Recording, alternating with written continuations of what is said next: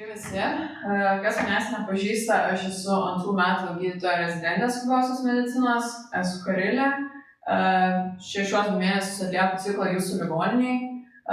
Vasario mėnesį mano mentorius buvo gydytojas Lukas ir su jo pagalba ir parašiau šį pranešimą, kurio metu norėsiu pakalbėti apie 2 atvejus ir taip pat apie PRES sindromą. Tai pradėkime nuo pirmojo atvejo. Tai 20 metų mergina atvežta greitosios pas mus į skubios pagalbos skyrių su šeimos gydytojo siuntimu dėl insulto. Įėjus į palatą matau tokį vaizdą, guli jauna mergina ant ratukų, tokia gan vangi, užsimerkusi ir šalia jos labai susijaudinusi, susigrūdinusi mama. Ką pasakojo pati pacientė, kad vakar prasidėjo labai stiprus galvos skausmas. Taip pat matavo labai aukštą kraujo spaudimą, lygmen kartinai vėmė, o šiandien ryte atsikėlusi staiga suprato, kad abiem akim nieko nebemato. Iš anamnezės pacientė serga Alporto sindromu, tai toks genetinis sindromas, kuris pažeidžia inkstus, ausis ir akis, tačiau pažeidimai yra lėtiniai, neūmūs ir to pasekoje pacientė turi lėtinį inkstų ligą, namuose atlieka peritoninės dializės. Iš vartojamų medikamentų nieko ypatingo nevartoja vien antihipertenzinį medikamentą ir alergijas neigia. Tai pereikim prie apžiūros, iš gyvybinių parametrų tai stebėta gan ženkli hipertenzija. Ši pacientė buvo sąmoninga, kontaktiška, orientuota, kažkokios žvynelinės neurologinės simptomatikos ar meninginių simptomų nestebėjau. Kas man šiek tiek užkliuvo, tai vertinant jos regą, mato pirštų judesius pacientė tiesiog kartoja nematau. O jungus švieselę pasižiūrėti, ar mato šviesas, tai susiraukia ir atsitraukia nuo šviesos šaltinio. Kitose sistemose kažkokių pakitimų nestebėjau. Na ir kas dėjosi mano galvoje, tokia neįprasta situacija, jauna pacientė, staiga panka abiem akim, truputį baugu. Tai pirmiausia, aišku, galvoju apie neurologiją, apie insultą, dėl kurio atvežta, nors kaip ir viduj kirbėjo, kad kažkaip prie insulto abiem akim staiga apakti pilnai, ta prasme, kad nedalis regos lauko visiškai neatrodo būdinga. Toliau, turint omeny pacientės gretutinę ligą, inkstų nepakankamumą, galvoju, gal metabolikos sutrikimas, gal paūmėjo inkstų funkcijos nepakankamumas, elektrolitų disbalansas, galbūt kažkoks kepenų nepakankamumas. Taip pat, kaip minėjau, pacientė lyg išsakė, kad vienkartinai vėmė, tai turim galvos skausmą, vėmimą, gal neuroinfekciją. Aišku, dar taip pat sukalbėjau mintis apie surogato apsinuodimą, nes kažkaip mano viduje bent jau pirma mintis būna išgirdus apie apakimą. Būtent tai ir turint omeny Alporto sindromą, galvoju, gal čia kažkokia akių liga kaip to sindromo išraiška. Ar aš pagalvojau apie PRES sindromą? Tikrai ne.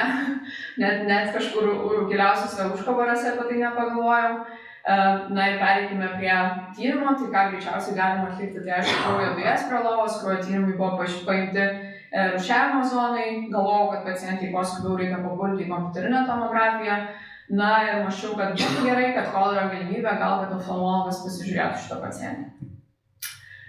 Tai kadangi skundėsi galvos skausmu ir stebėtas aukštas spaudimas paskyrus simptominį gydymą, na ir tyrimuose, kraujo dujose nieko ypatinga, kraujo tyrimuose stebėti aukšti inkstų funkcijos rodikliai, tačiau ko nepaminėjau, tai pacientė kas 4 valandas atlieka pati peritoninės dializės ir pati buvo labai sunerimusi, nes per visas keliones pas šeimos gydytoją ir pas mus jau 5 valandas buvo praleidusi tą dializę, tačiau turi su savim visas priemonės, tai kažkaip mes per daug dėmesio į tos aukštus ureminius rodiklius nekreipiam ir taip pat CRB buvo sveikiai sureagavęs, tačiau pacientė nei karščiavo, nei bendram kraujyje leukocitozė stebėta, tai irgi per daug neužsifiksavom. Galvos kompiuteriniai tomografijai nieko ypatingo nerado jokių ūmių pakitimų, na ir tuomet pagalvojom, kad gal tikrai būtų gerai, kad pasižiūrėtų oftalmologas šitą pacientę. Pacientė išvyksta į oftalmologo apžiūros kabinetą ir gaunam skambutį iš oftalmologų, kad sako, žinokit, tikrai 2 gydytojos pasižiūrėjom ir tikrai yra paburkusios abipus makulos, reikia ieškoti kažkokios sisteminės ligos.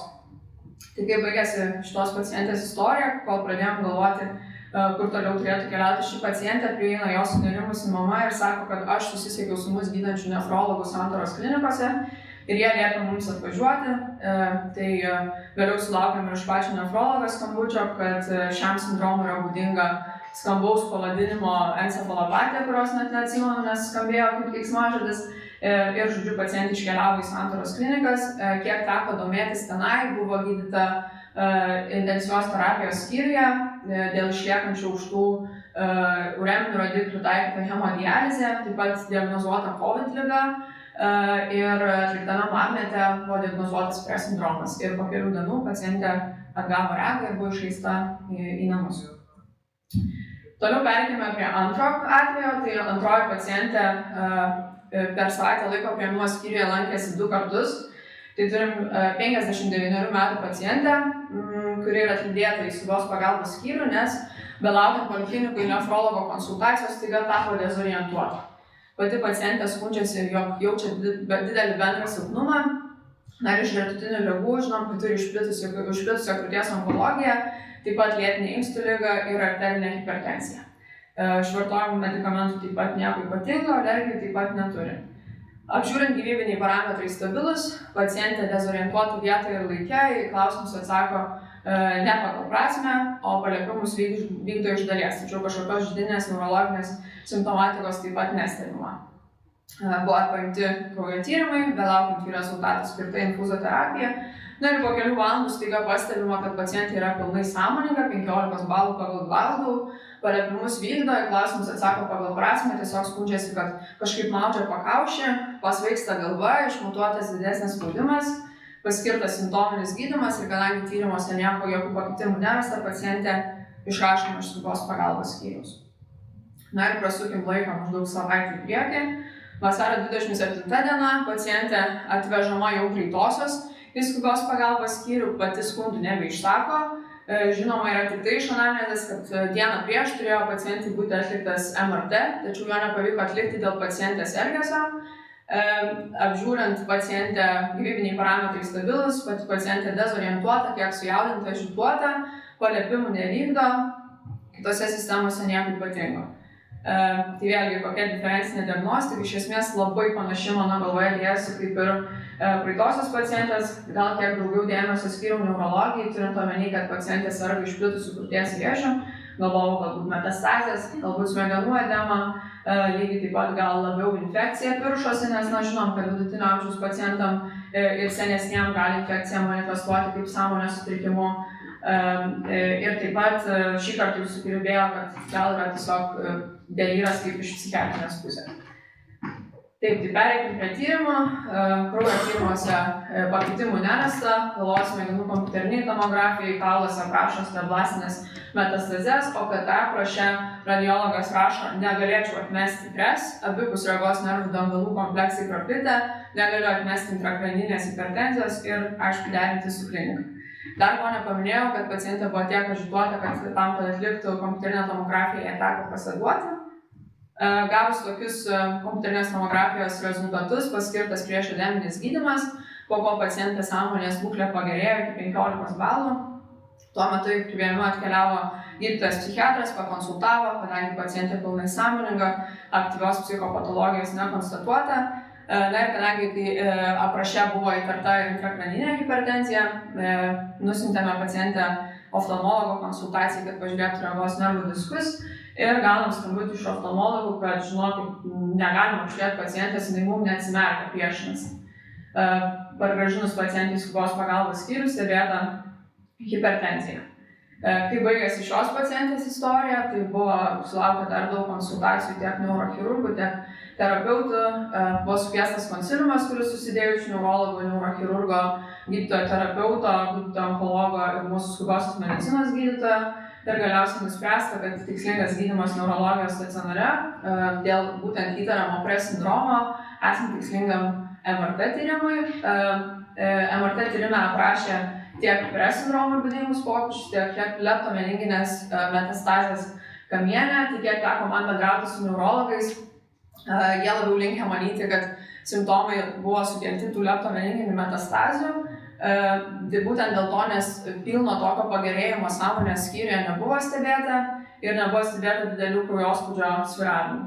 Tačiau kaip ir iš aprašo galima įtarti PRES sindromą. Taigi sustokim ir kas bendro tarp šių dviejų visiškai iš pažiūros skirtingų ar ne klinikinių atvejų. Turim jauną pacientę, kurios rega staiga sutrinka ir vidutinio amžiaus pacientę, kuri deliruoja. Tai abi pacientės, jei pamena, turėjo tiek aukštą kraujo spaudimą, tiek neurologinę simptomatiką. Tai perėsim prie antrosios pristatymo dalies apie patį PRES sindromą, kas tai yra, tai lietuviškai tai yra užpakalinės grįžtamosios encefalopatijos sindromas. Ir ką svarbu suprasti prieš kalbant plačiau apie šį sindromą, tai kad tai yra labai reta būklė ir bėda yra ta, kad dažnai net pažįstama ir nediagnozuojama būklė, dėl ko neturim aiškių epidemiologinių duomenų, tačiau yra žinoma, kad ji paveikia visas amžiaus grupės ir abi lytis, dažniausiai vidutinio amžiaus pacientus ir moteris dažniau nei vyrus. Kas tai yra, jeigu trumpai ir iš esmės tai yra tiesiog vazogeninė edema užpakalinėje smegenų dalyje. Jeigu daug neišsiplečiant apie patofiziologiją, tai manoma, kad reikia dviejų komponentų. Tai yra endotelio pažaidos ir sutrikusios smegenų autoreguliacijos į padidėjusį spaudimą. Ką turime rezultate, tai kad yra padidėjęs smegenų perfuzinis slėgis, smegenų hiperperfuzija, sutrikęs kraujo smegenų barjeras dėl endotelio pažaidos ir turime vazogeninę edemą. Jeigu paprastai, tai skystis iš kraujagyslių vidaus plūsta į smegenų parenkimą. Ko reikėtų nepamiršti, tai kad yra daug būklių, kurios yra susijusios su PRES sindromu. Tai pagrindė yra hipertenzinės krizės, inkstų ligos, autoimuniniai susirgimai ir reikėtų nepamiršti ir nėščiųjų su eklampsija ir preeklampsija bei pacientų, kurie vartoja citotoksinius medikamentus. Tai jeigu prisimintume praeituoti mūsų du atvejus, tai abi pacientės turėjo lėtinę inkstų ligą ir antroji pacientė buvo gavusi chemoterapijos kursą. Kokia yra to klinika? Tai dažniausias simptomas yra hipertenzija, tačiau reikėtų nesuklysti, nes iki 30% atvejų hipertenzijos PRES sindromo metu gali nebūti, ko pasekoje bus dar sunkiau atpažinti PRES sindromą. Toliau pagal dažnį eina traukuliai ir encefalopatija, nuo mieguistumo iki visiškos komos. Pusėje atvejų pacientų pasitaiko galvos skausmas, jie apibūdina kaip buką, išplitusi, pastovų, stiprėjantį pamažu ir labai sunkiai valdoma analgetikais paprastais. Trečdalį pacientų pasireiškia regos sutrikimai, dažniausiai apibūdina kaip liejimąsi, dvejinimąsi. Tai kaip pacientė apibūdina pirmoji, tai sako, matau kaip prorūką. Ir kas dar svarbu, kad 10% pacientų gali pasireikšti ir židininę simptomatiką. Kaip mes diagnozuojame, tai galvojant apie diferencinę diagnostiką yra aišku įvairios encefalopatijos, pirmiausiai toksinės ir metabolinės. Tai reikėtų ištirti plačią biochemiją, pagalvoti apie uremiją, elektrolitų sutrikimus, taip pat infekciją. Net svarbiausia šiuo atveju yra vaizdiniai tyrimai. Kas mums lengviausiai prieinama, tai yra aišku kompiuterinė tomografija, tačiau pakitimų joje gali ir nebūti, bet jeigu pažengus vazogeninę edemą, tai jau matysime pakitimus būdingus PRES. Na, aukštas standartas yra, kaip ir minėjau, magnetinio rezonanso tyrimas.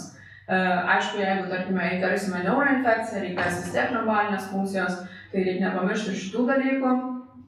Ir paprastai diagnozuojama PRES yra iš 3 komponentų, tai turim turėti neurologinę simptomatiką, patvirtintą vazogeninę edemą vaizdiniuose tyrimuose. Tiesa, kaip minėjau, pavadinime yra, kad tai yra užpakalinė encefalopatija, tačiau ne visada pažeidžiamas užpakalinis baseinas, dažniausiai jis pažeidžiamas dėl to, nes jis yra mažiau prisitaikęs prie aukštų kraujo spaudimų, bet lygiai taip pat gali būti pažeidžiama bet kuri smegenų dalis. Ir kas dar yra gana liūdna, kad ne visai pakitimai būna grįžtami.